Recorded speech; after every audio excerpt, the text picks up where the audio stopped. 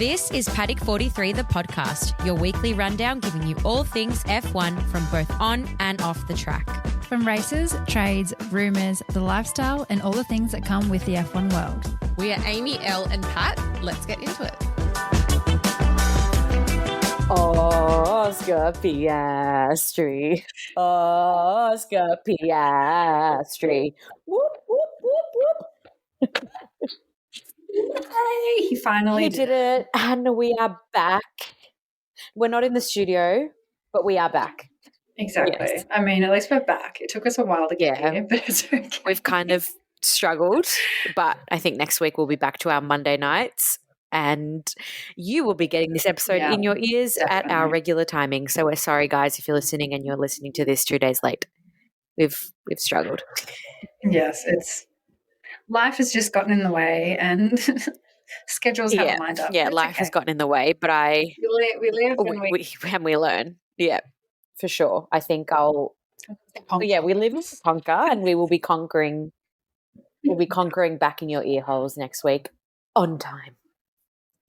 Just like Oscar Piastri. Just like Oscar Piastri conquered. And, well, let's drop the news. Elle's engaged. Oh, my God. I was like, which news are we talking about? There's so much F1 news. Oh, you mean Elle being engaged? Yeah, she's engaged. With a big fat She was like, this is like just as exciting as Oscar winning. Amazing. It happened like the same week. I know. I think it was like probably the day after or something. Divine timing. But yeah, was it? I think so. Yeah.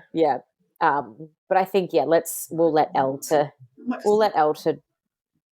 give the updates. But we've just said tell us because also our listeners, if they follow us on socials, they would have seen a beautiful photo. So big congrats to our Elle. But yes, she can. Little lovebird. So she's off in Europe. I don't know where she is now, but she's eating, drinking, having the best time. We'll be back next week, I think, or the week after. The week after she'll physically be back. But yeah, she also was in Monaco when, took a nice photo of Planet Sushi for us, as we spoke about in that episode. But she didn't go in the end. No. And she did say that she's been struggling to find Lek ice cream, which sucks for Charles. That's a bummer for Charles. Don't know where it's stocked. Oh, as in Charles ice cream. Oh, I thought you meant just good ice cream in general. I was like, she's in Italy. She was like, I'm trying to find Lek ice cream and I can't find it.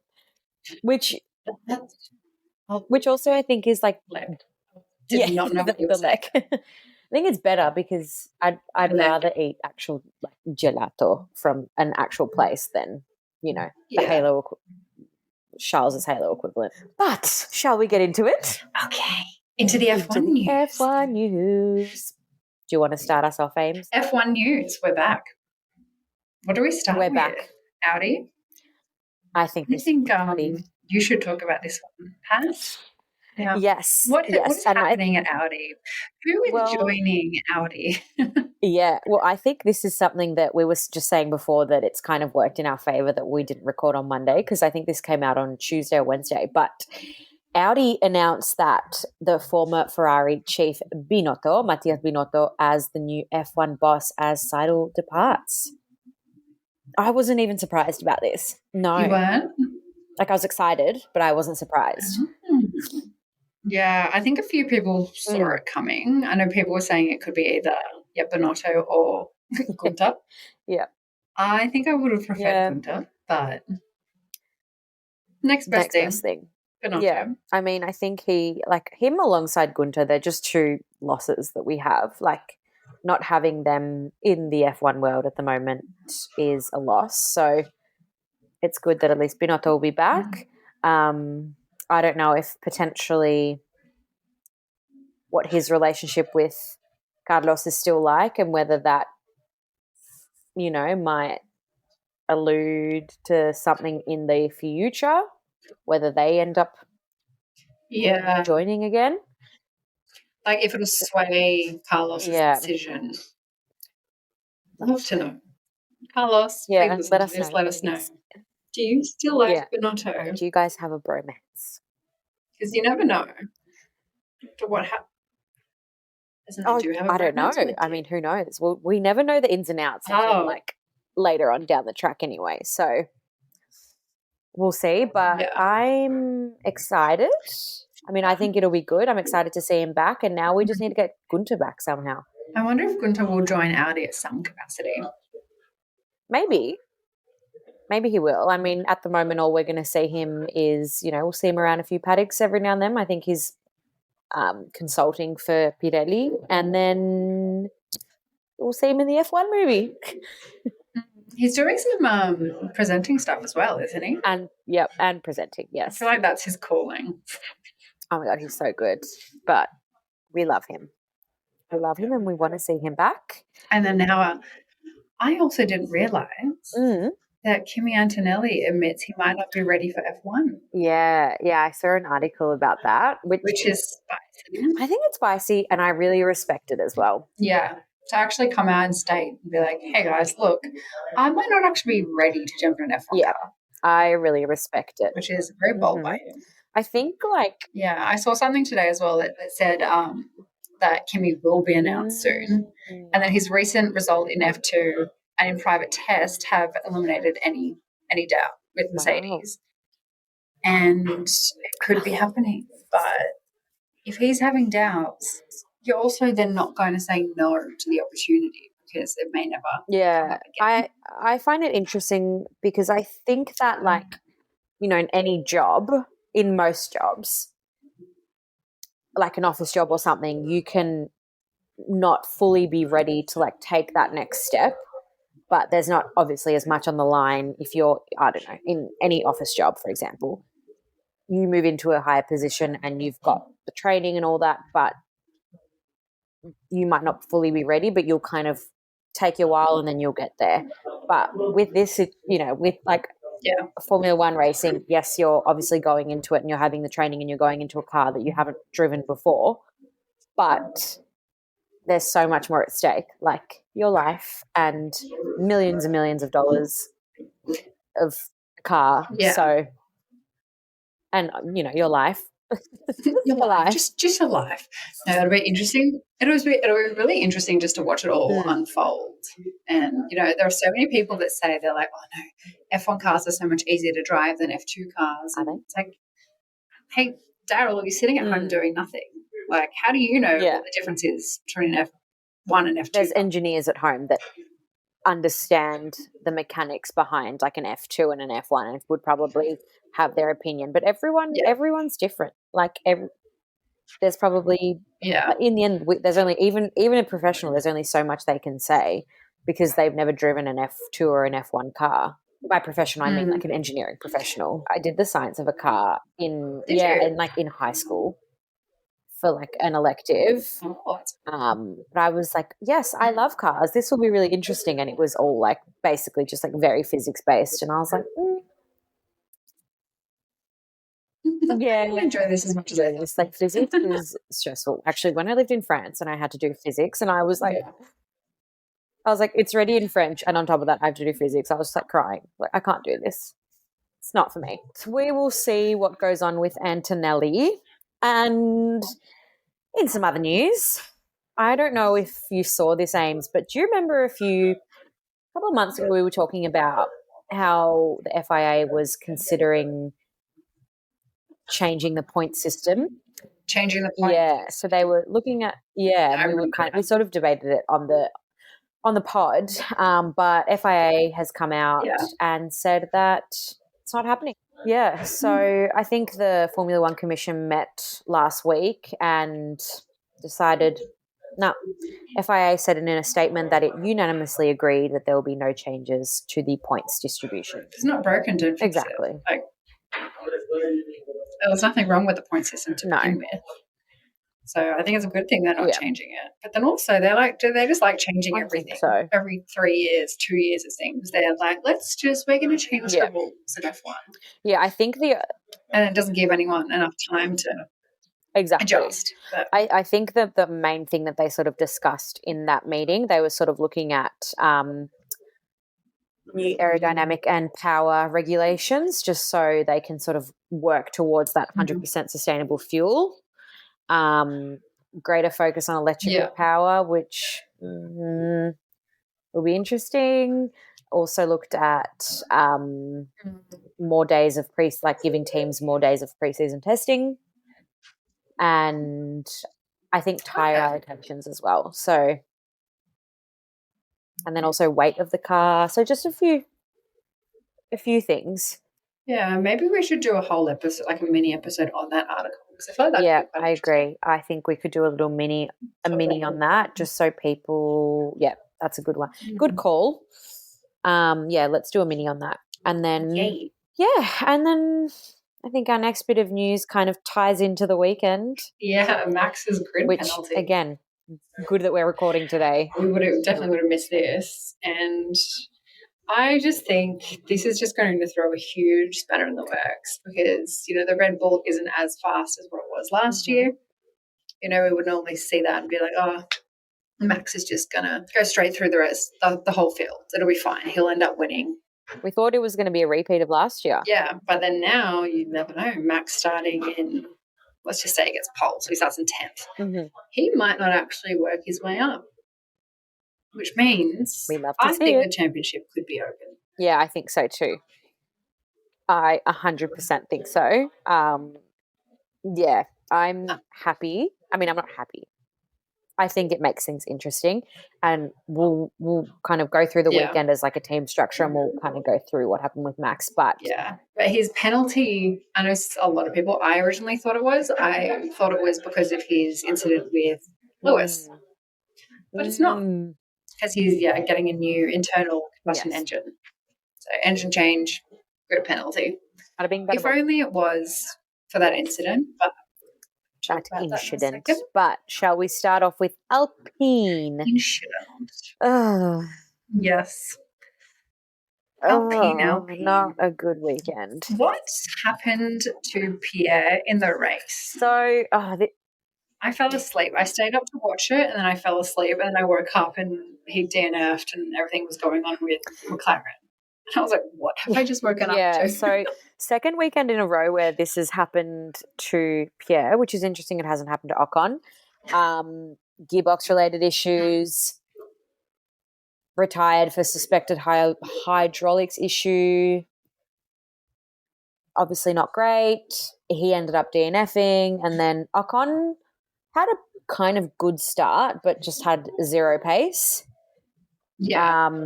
A bit of a stuff up with a pit, and he came 19th. So, not. Well, I mean, not a great weekend for them. I don't know. I just feel like Alpine has been struggling.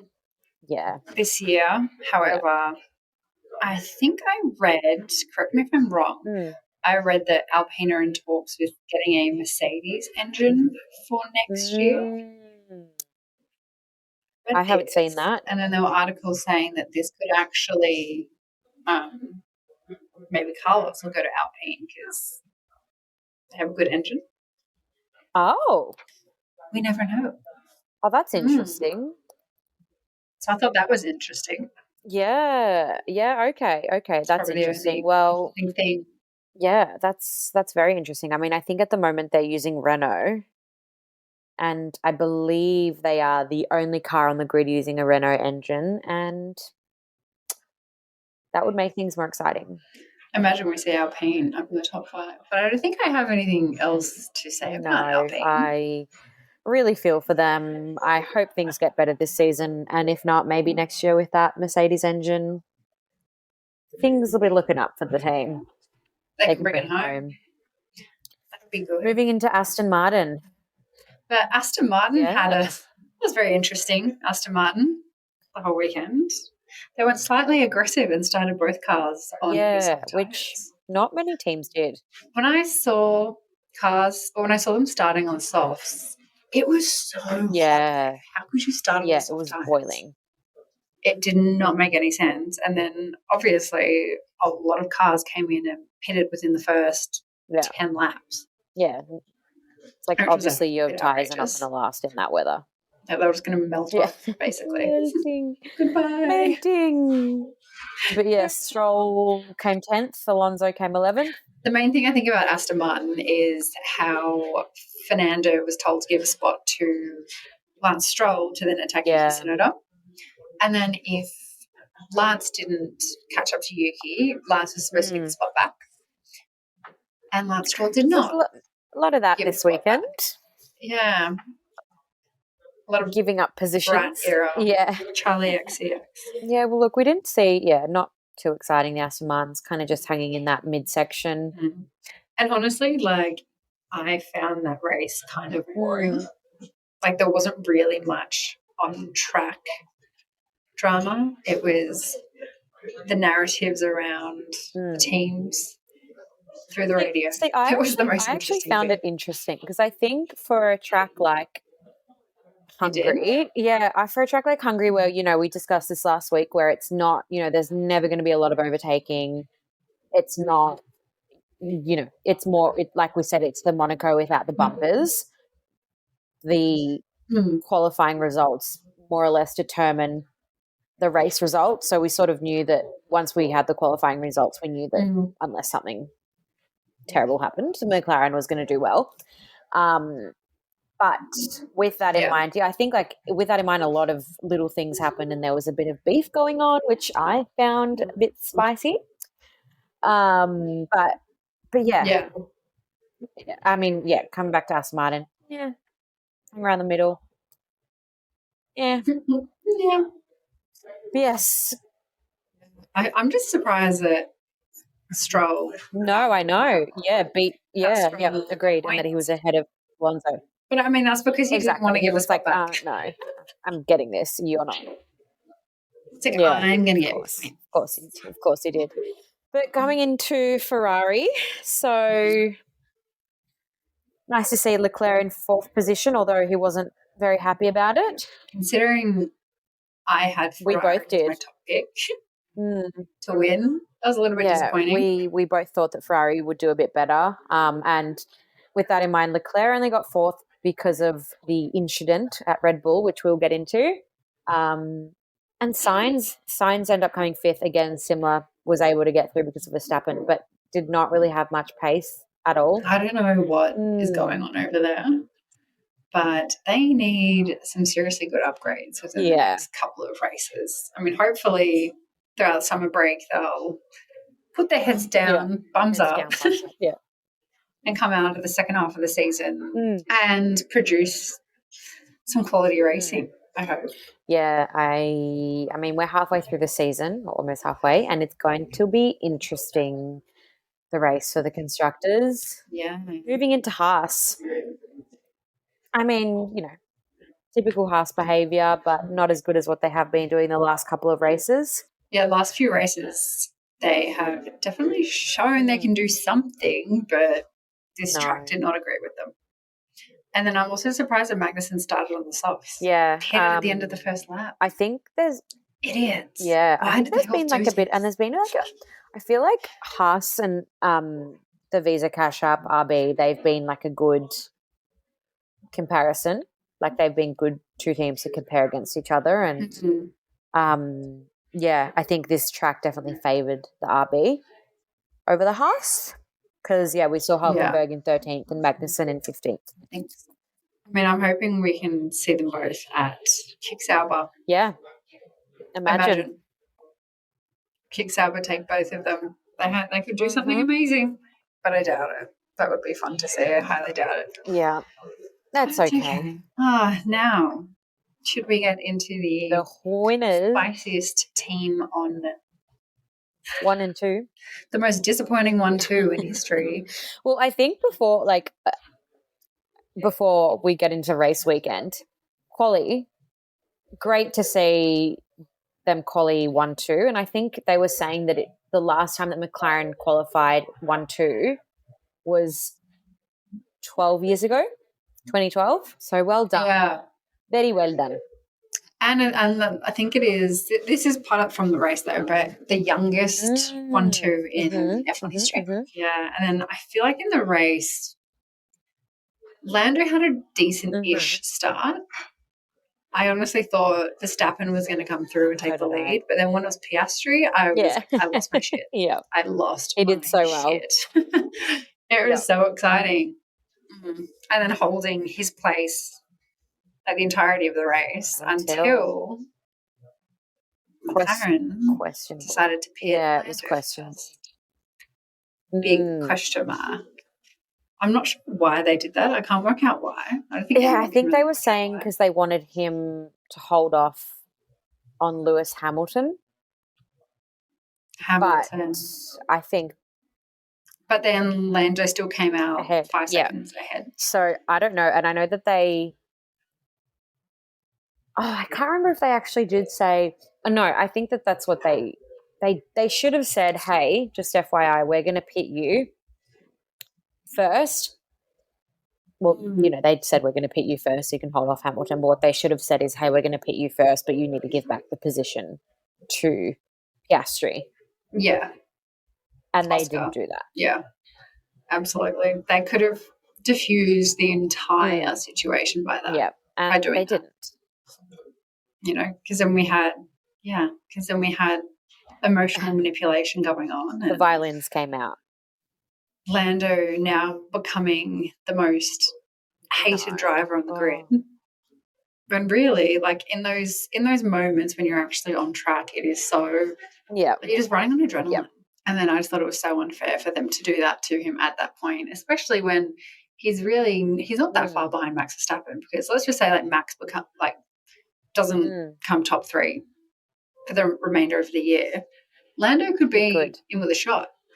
He could. So then it asked the question if McLaren believe Lando could be world champion this year, because their actions kind of say no. True. It's true. I mean, we're only just halfway into the season, and like we were saying before, there is, I mean, not just for constructors, but even in the drivers' championship, like there's still hope.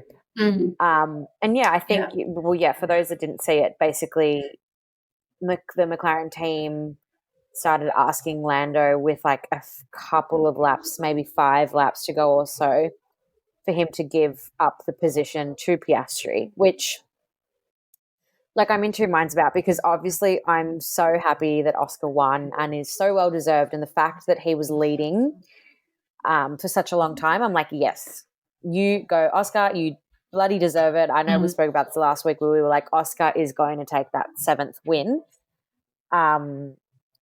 But I think that, and this has happened before, and I could not remember when it happened. I kept thinking Las Vegas, but it wasn't Las Vegas. What race it was? I think it was there was one situation happened where Oscar had to give back a position to Brazil. And it was a bit of a bummer, because I think it was going to be like quite a moment, whether it was one of his first podiums or something. Which is a shame. Yes, I think I remember this. But this story is like the same story as it's as old as time, where it's a tale as old as time, where there's teams that have to give up positions. And I think that I'm very happy that Oscar won. I think he absolutely deserved it. I think that McLaren made a good call, but at the same time, I think that with constructors and drivers, with drivers' championship in mind, I think that they absolutely could have let Lando win. I don't know whether they were sort of getting like emotion rather than strategy, but then these are the sorts of things that had that happened, had they let Lando take the win, then I think a lot of people would have come for Andrea and said like that was a crappy strategy, and Oscar should have won and all of this. There's no right or wrong, but I do think what they did do incorrectly was wait such a long time to tell Lando to give back the position. Totally. Because then as well, because then you think about it and you wonder, should they have just owned it and just gone with the strategy that they chose to do? Yeah. But and it was just so sticky and so uncomfortable, and it took away from Oscar's win. And I think as well, like what you said, it was like a manipulation, because he's like, come on, Lando. come on, you know what we talk about You on need the team. Sundays. You need the team to win. You need the team to win. And look, I agree. And I do think as well, I love Lando, but I do think, you know, I think there was a part of him that was being a bit like bratty and he didn't want to give it back. But we've seen this so many times. Like we've seen Max do it to Checo. We've seen over the years, we've seen Sebastian Vettel do this. This has happened so many times where a teammate doesn't. Done it. Yeah, exactly. A teammate doesn't give back the position, which causes a lot of drama. So I applaud Lando. In saying that, though, I think that he deep down was like, nah, I want to get the win. I want to get the win. And I think that would have, I think there's a part of him as well that does feel, I don't want to say jealous, but maybe a bit envious of the fact that, like, you know, Oscar's in his second year and he's just had a win. And Lando is how many years ahead of how many and it took Lando. And it took him so long. And so there's probably a part of him that feels dusty. And, you know, we've spoken about this before as well, where we're like, maybe he needs to kind of, it's like, I think he's very hard on himself. I'm totally psychoanalyzing Lando Norris right now, but I think he's very hard on himself and doubts himself. And I think that would play a part, like play a part on his self-worth a bit. Absolutely. And then when you have, you know, the situation unfold the way it did, that's going to get into his head even more now. Yeah. Because now it's going to be like, wait, so are they prioritising Oscar over me now? But with Lando as well, his reaction in the cool-down room. Not good. I'm not sure, you saw this. If people didn't see it, basically Lando walked into the cool-down room, picked up the hat, threw it on the floor, put his helmet down, and then Lewis Hamilton was just trying to give him a compliment and saying how fast his car was. And then what did Lando say? He turns around and says, you had a fast car, like 7 years ago, and was just so snappy. I was sitting there thinking, come on. Like, take your aggression, keep that in the car. That's okay because, you know, you're trying to perform. That's just the way it is when you're an athlete. But once you step off the track or like off the field or whatever you want to call it, those emotions should not be projected onto someone else. And that's exactly what he did. I was like, that just shows you're an immature little shit. I also think that, like, Lando, love him, but again, I think he really lacks, like, emotional intelligence. And I think, he's, like, again, I think that's his maturity. That's his lack of, like, emotional intelligence. And that's his, again, kind of, like, self-worth where he feels better by, like, putting someone else down. And then, that shows Lewis, like, he's been in the game for however many years. He knows, I mean, he's so humble and just, like, it was so awkward. He's like, oh, yeah, weird of winning car 7 years ago. He's like, oh, yeah, I'm just, and he was like, Lando was like, you guys have had your turn now it's time for us. And Lewis was like, I'm just complimenting the car, but okay. It was so awkward. So awkward. Even on the podium, it kind of broke my heart. I mean, like, obviously it was hilarious when Oscar, you know, grabbed his trophy while Lando was doing his champagne spike. When you really look at the footage, you see Oscar, like, grab his trophy, but then kind of tilt his head away like you would if you're about to be sprayed by champagne. And then Lando just walks past him and starts spraying Lewis. I was like, oh, my heart. Like, Oscar has celebrated you so many times. Yeah. Celebrate him. Yeah. And I that agree. Kind of broke my heart. I agree. And I think that really, I think that criticism, like Lando being criticized for that, I agree with. I mean, I think there's like, it needs to be raised, and I think maybe the team as well, whether he needs to, maybe he should contact Emma Murray and use her psychologist as her psychologist. Yeah, I've said this before. Have a chat. But some, you know, positive news on McLaren. There was no broken trophies this year. Well done.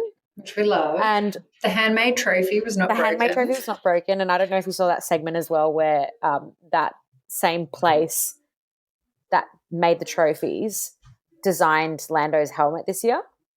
I don't know if you saw his helmet. Yeah, I so did see beautiful. that. Yeah. Oh, it was so pretty. So pretty. I want that think helmet. I think that's probably the most beautiful helmet I've seen. I don't know if he's going to sell that. Yeah. Not that we can afford it, but maybe we If can. you are, I will buy it. Maybe we can buy it as like our first paddock memorabilia. Oh, I thought you were going to say like sell like the mini. Yeah, or the one. mini. Yep. Like, yeah, I'll buy a mini. I won't buy the actual helmet would be Damn. nice. But it was funny how he in the interview he's like, I felt so bad last year when I broke the trophy. Like, did you? Did you really? It was a very funny moment. It was a very funny moment. It provided a lot of content for us. But moving into Mercedes. I was going to say, we could talk about McLaren for the next 2 days. Literally. But we don't. We should move on. We should move on. Yeah. So Mercedes, not a great start in quali. Russell was out in Q1, which is such a bummer, especially like coming off the high from last week, the week before. Yeah, exactly. Yeah, that was quali, which was a bummer, but at least, race day, Hamilton did score some pretty good points. We had a podium. So not so bad for Mercedes at the end of the weekend. Yeah, and just how Hamilton undercut Verstappen twice. Mm-hmm. Very good. Love that. And then, obviously, the incident, history repeating itself. History definitely repeating itself. I mean, at least Hamilton came third. Russell came eighth, which was good. Great to see Russell really climb. So I actually think that, I'll say it later, but I think he did really well. They did quite well. Hats off to Russell for climbing to eighth. Red Bull. First of all, Checo out in Q1 again. Yeah. Boy, oh boy. Checo out now again. I am starting to believe the rumours that he will lose his seat. Yeah. Because out in Q1 again is just not good enough for Red Bull's seat. No, I understand that we shouldn't be holding him to Max's level, but come on. Yeah, you should be performing a little bit better than what you are. There's no excuse. There's literally no excuse. So Max he was just very aggressive in that race, probably because of his lack of sleep from the night before. Gosh, I like naughty boy sim racing. Sim racing. I wonder if the team is going to be like, can you please stop sim racing now? Because I think they have. They've said no sim racing before race days now. Which is totally fair enough. Like you're getting paid millions of dollars. Like, come on. Don't go to bed at 3 a.m. Yeah, and maybe the car isn't performing as well as it was. So he can't really bank on that. He actually has a lot more to give. Yeah. But it's not winning by a mile anymore. No, and I've really laughed at Max this weekend because again, kind of touching on what we spoke about with Lando and emotional intelligence. I've always thought that Max has a very high emotional intelligence. But it just shows that maybe when he's not winning, he kind of goes out the window and he spat the dummy this weekend. Well, yeah, first of all, he spat the dummy on turn 1 when he went off the track and then had to give the spot back because then he rejoined ahead of Lando. So then he had to give the spot back to Lando and then he cracked it. Yeah, cracked it. Can you imagine if Lando did that to him? Yeah. Oh my God, the profanities he would be saying over the radio. But also the abuse that he was spitting at his race engineer. I was like... GP, I don't know how he does it. Neither, because I couldn't do that. I couldn't do it at all. No. Especially after the incident with Lewis. Yeah, the incident with Lewis. I'm calling it incident. Incident with Lewis. It's not incident. Incident. Yeah. Always incident. The clip of Charles Leclerc where he's like, we had an incident. The clip of Charles Leclerc saying, we had an incident. Oh, it is brilliant. I love it so much. Because what happened in that incident? Didn't Max locked up and then basically mounted Lewis? But he also he locked up, but also basically drove into Lewis. Literally, Lewis did absolutely nothing wrong, and he just kind of went meow got air, came down, cracked the shits. I mean, I am so surprised. Well, at least I would have thought he would have gotten some sort of penalty or something for that. But I think they just deemed it as like a racing incident. Yeah. Which is kind of annoying because I feel like if it was anyone else, they would have copped a grid place penalty for something. Yeah, for sure. But Max Verstappen just gets away with everything. He does get away with everything. And he ended up coming no repercussions. He ended up coming 6th anyway. So like it didn't really affect him at all. Then Checo is just out the back. Out the back, yep. He ended up Perez ended up coming 7th. So at least he got some points. Did he? Wow, I was not paying attention. Yeah. Oh, good job. Maybe we're being a bit too hard on him. That's actually maybe we are being hard on him. But yeah, he did come 7th. So at least he was able to climb a little bit. And yeah, Max Verstappen, even though he had the incident, he got 5th position. So he wasn't that affected by it. Yeah. You would think when you get if you were to get air in a race, you'd be like heavily affected. Yeah, I was quite surprised about that. Like, surely there was some sort of damage, but clearly not enough to impact his race. No. On to stake. To the team that has scored no points. Bottas 16th and Zhou 19th. 19th? Yeah. Yes. Actually, I said before Ocon got 19th. He actually got 18th and Zhou got 19th. Yeah, not much going on there. I don't think we have much to say apart from really not much going on. I'm sorry. Yeah. I'm sorry you're in such bad cars. Yeah, not really a fan of Bottas's bleached beard. What's it called? What's that moustache? Moustache. Yeah. No, not a fan of that either. No, but yeah, Visa Cash App. They did well. Like both of them made it to Q3 in quality, which is great to see. Yeah. Both made it to Q3 in quality. Watching that was really nice. Yuki at the end of it, Yuki was in the wall. But still made it to Q3. Which is not unheard of, but it's not a regular occurrence. But it was nice to see them both up there. Yeah, and I think Sonoda's been killing it this year. He ended up, his tyres lasted 41 laps, which is pretty wild. Got 9th position, held off Stroll, which is amazing to see. And then Ricciardo got 12th position, which I think was pretty my God. Yeah, he was pretty shitty at the end of the race.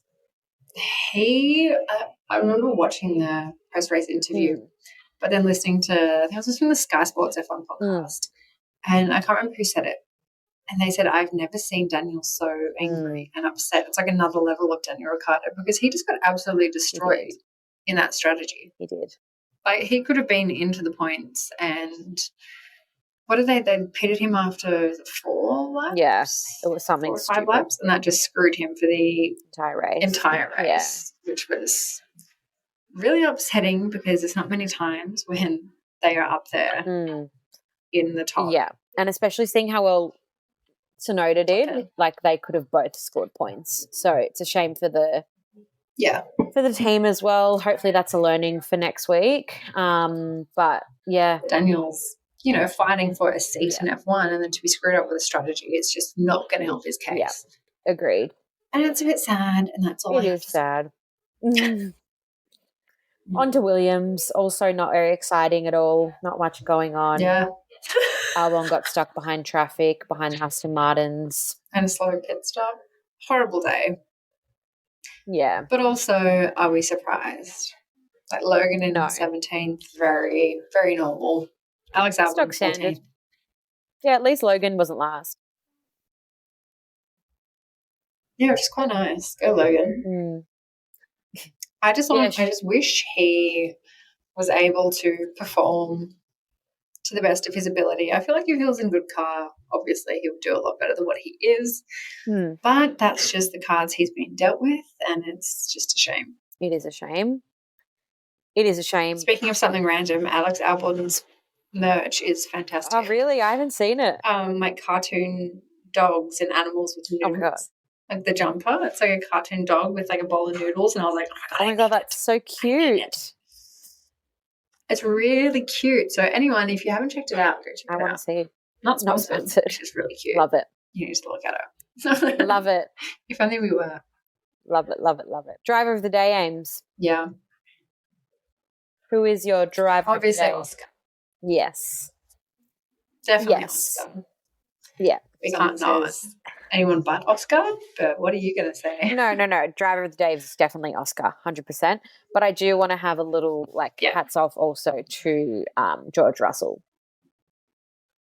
because he climbed from 7. Yes, yeah, very true. So, yeah, special mention. Yeah, I feel like as well, because of the broadcast, driver of the day always goes to someone in the top 3 or 4.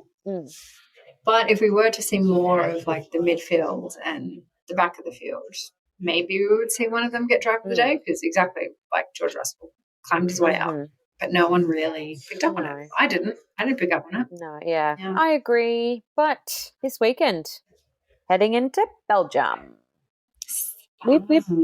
Spa. To Spa. The only spa I want to go to is Spa Francorchamps. Yeah. Is that yes. Francorchamps. Francorchamps. Yes. I mean, a spa would be nice right now with this cold Melbourne weather. But yes, I would also love to go to Spa Francorchamps. Yes. One of the oldest circuits on the calendar. So the first proper Grand Prix was 1950. But when it was originally built in 1921, they used public roads. It's that'd be really cool if it was still a street circuit. Yeah, it would be. It would be very cool. It would be fun. Would be cool, but I think we need to watch out for the weather. Yeah, I think the weather will play a big part in it. I mean, last year Max Verstappen won, and then Checo was right behind him, and Leclerc was 3rd. I'm predicting something similar this year, although maybe I don't know if Checo will. I don't think Checo. I think that would be lovely to see a repeat of last year, purely for Checo's sanity. I agree. I think the Ferraris will do better this weekend. Yeah, I hope so. I feel but then I also feel as well, Spa's really good for the Red Bull car, obviously, we saw last year. And probably the year before that. I can't even remember all the results. I don't even know who I'll do as my prediction. It was so easy doing predictions last year because you just said Max. Yeah, we were oh, don't want this person to win. Well, in the end, we never picked Max because we were we don't want that. But I think Max will do well this weekend, and I think Ferrari will do well this weekend. Max, Charles, Carlos. Oh my God, imagine Oscar for another win. Ooh, Oscar for another win. Then Lando will be very, very salty. Yeah. I might do Max. Max, Charles, Oscar. Nice. That's my prediction. Love it. I'm also surprised that the lap record is still Bottas from 2018. Yeah. Very interesting. Go Bottas. How was no one else Mercedes? Lovely. Well, anyway, I think that's all we got time for this week. It was an exciting weekend and looking forward to Spa. And love seeing Oscar take his win this season. We're 13 races in. We've had 7 different winners, which has been amazing. And could we go for an 8th this weekend? I don't think so. Who do you think the 8th could be? Maybe Alonso. Oh, I like that. Yeah. I was going to say Perez. Yeah, or Checo. Yeah. Sorry for him. Yeah, true. So true. That would be nice. Okay, well, we should get out of your ears and continue on with our days. Yes. But thanks for listening, guys. Make sure you subscribe, reach out, all of the above. The usual. Yes, exactly. We'll see you guys next week. Bye. Bye.